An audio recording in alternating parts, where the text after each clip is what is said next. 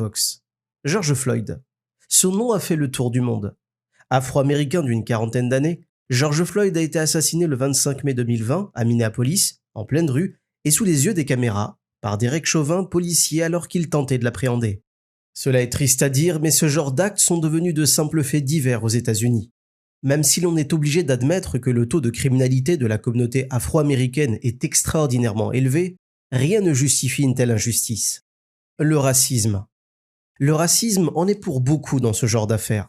Le racisme et les meurtres qui en découlent ne visent pas uniquement la communauté afro-américaine. Elles visent toutes les communautés du pays et même du monde. Les Asiatiques sont victimes de racisme. Les Arabes sont victimes de racisme. Les Noirs, les Blancs, les Indiens, tous les peuples du monde sont la proie du racisme et tous les peuples du monde pratiquent également ce même racisme. Paradoxalement, nous sommes à la fois victimes et bourreaux. Le racisme est donc une tare mondiale, universelle, ancrée chez l'homme depuis des millénaires. Même si cela est ancré en nous, ce n'est pas une fatalité pour autant.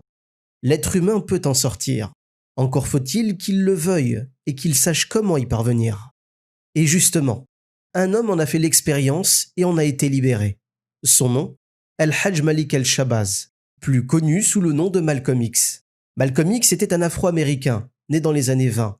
Sa mère, Louise Little, était plutôt blanche de peau, et pour cause, la grand-mère de Malcolm X avait été violée par un homme blanc, d'où les traits si particuliers du frère Malcolm.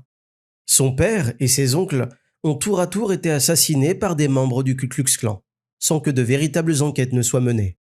Malcolm X a connu le racisme contre lui et le racisme qu'il développa lui-même contre les Blancs. Il connut la délinquance, la prison, le sectarisme, puis l'islam authentique. En 1964, il part faire son pèlerinage à la Mecque et en profite pour voyager en Afrique et dans le monde musulman. Ce voyage le bouleversera à tout jamais. Je vous propose donc d'écouter la lettre qu'il envoya à ses frères à Harlem lorsqu'il était en pèlerinage et sa prise de conscience sur ses rapports avec les autres peuples. Selon lui, la seule solution pour faire disparaître le racisme, c'est l'islam. Jamais je n'ai connu d'hospitalité aussi sincère, ni de fraternité aussi bouleversante que celle des hommes et des femmes de toute race réunis sur cette vieille terre sainte, patrie d'Abraham, de Mohammed et des autres prophètes des Saintes Écritures. Durant toute la semaine qui vient de passer, j'ai été à la fois interdit et charmé par la bonté et la gentillesse déployées autour de moi par des personnes de toutes les couleurs. J'ai eu la chance de visiter la cité sainte de Mecca. J'ai fait 7 fois le tour de la Kaaba, guidé par un jeune homme nommé Mohammed. J'ai bu l'eau du puits de Zamzam. J'ai fait 7 fois l'aller-retour, en courant, entre les collines de Safa et Marwa. J'ai prié dans l'ancienne cité de Mina et j'ai prié sur le mont Arafat. Il y avait des dizaines de milliers de pèlerins qui étaient venus de partout à travers le monde. Ils étaient de toutes les races. Il y avait des blonds aux yeux bleus et des noirs africains. Mais nous nous soumettions tous au même rituel, dans un esprit d'unité et de fraternité que mes expériences aux États-Unis m'avaient amené à croire impossible entre blancs et noirs. L'Amérique a besoin de comprendre l'islam, parce que c'est la seule religion qui ignore le racisme.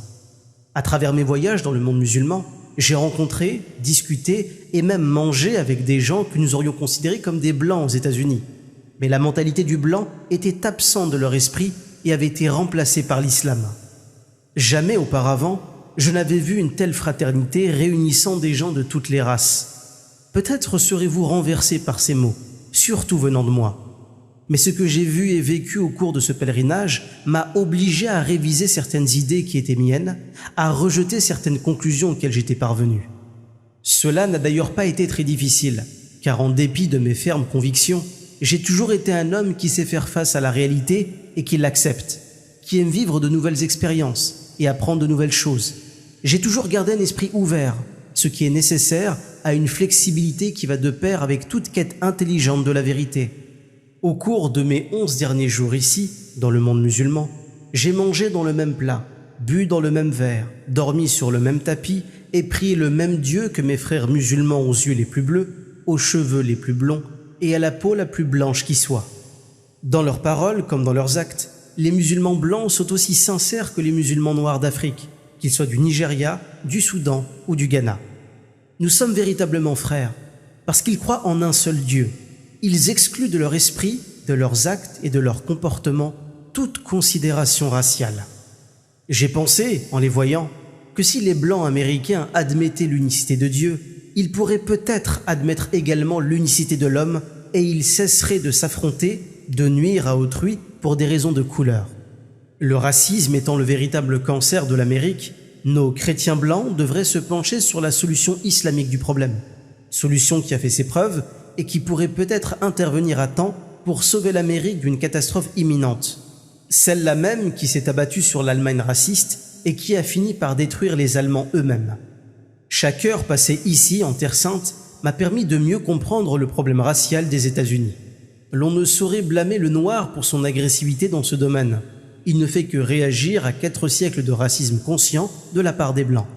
Mais si le racisme mène l'Amérique au suicide, je crois que les jeunes Blancs de la nouvelle génération, ceux des universités, verront ce qui crève les yeux et que nombre d'entre eux opteront pour la vérité spirituelle. C'est le seul moyen qu'est encore l'Amérique d'éviter le désastre auquel mène inévitablement le racisme. Jamais je n'ai été honoré comme ici. Jamais je ne me suis senti plus humble et plus digne. Qui aurait cru qu'un simple noir américain serait comblé de tant de bénédictions? Il y a quelques nuits de cela, un homme que l'on aurait appelé un homme blanc aux États-Unis, un diplomate de l'ONU, un ambassadeur, un ami des rois, m'a gracieusement cédé sa suite à l'hôtel, m'a donné son lit pour la nuit. Jamais je n'aurais même rêvé d'être l'objet d'un pareil honneur. D'un honneur qui, aux États-Unis, aurait été réservé à un roi et non à un noir. Louange à Allah, le Seigneur des mondes.